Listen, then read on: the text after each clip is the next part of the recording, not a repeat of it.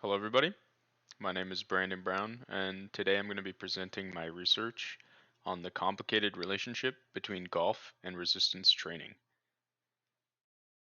The myth that I will be specifically talking about today is a long-standing myth in the world of golf, and that is that golfers should not resistance train because it will hurt their flexibility and mobility.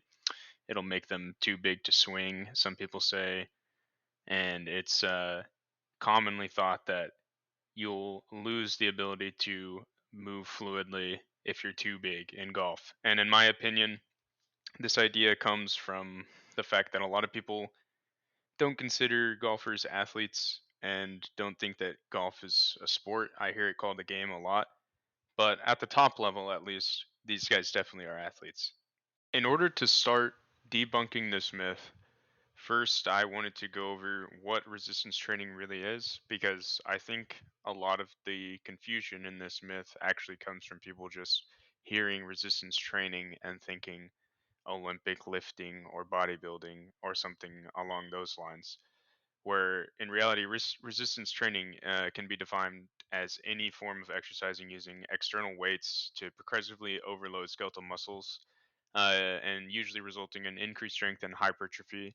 And what people don't realize is that resistance training can be body weight, resistance training can be one rep max style lifting, or it can be a high volume, less intensity style lift where you're going for endurance. So it's really can be sports specific, and it's not limited to just lifting to try to lift your maximum amount of weight. Before I get into my evidence, quickly I wanted to go over the history of golf and training, and it starts with the fact that golf has always been considered a leisure activity, at least in the beginning. So the idea of weight training or physical training for playing golf was really not a thing, and that led to coaches not really understanding the role that the body plays in the swing and how to develop a player properly.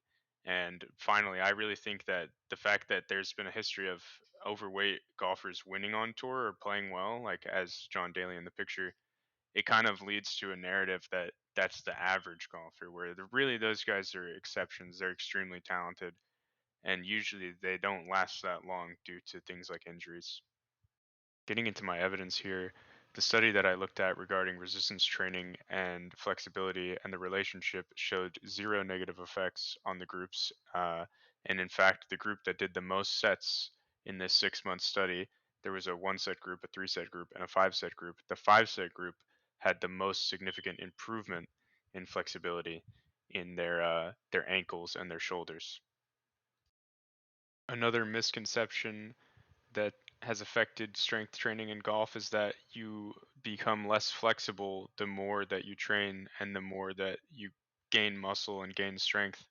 And this again has been proven false by multiple studies and actually been proven to be completely wrong. The opposite usually happens.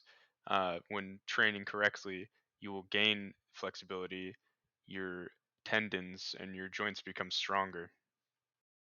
A huge positive for golfers who regularly resistance train is less injuries. Resistance training overall can strengthen lumbar extenders and vertebrae, reducing lower back injuries, which is the most common injury for amateur and pro golfers alike because of the stress put on that area when you're swinging. And in today's game, you get rewarded for swinging harder, leading to more injuries. Most of these injuries that we see in golf are actually overuse injuries. In a study that I found, they found that 82% of them were overuse injuries, which is a huge number. Only 18% single event traumatic injuries like a tear or something. And this is interesting because overuse injuries are the type of injuries that resistance training is the best at preventing.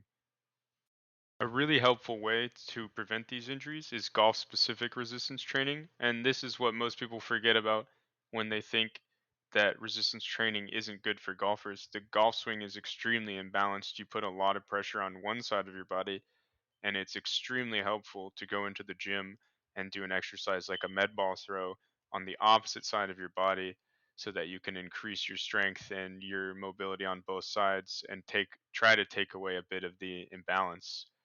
Not to mention that a mix of these specific exercises was found in a study to be the most effective at increasing club head speed when compared to non-specific exercises. Luckily, in the past 25 years, we've seen a big shift in the professional game of golf.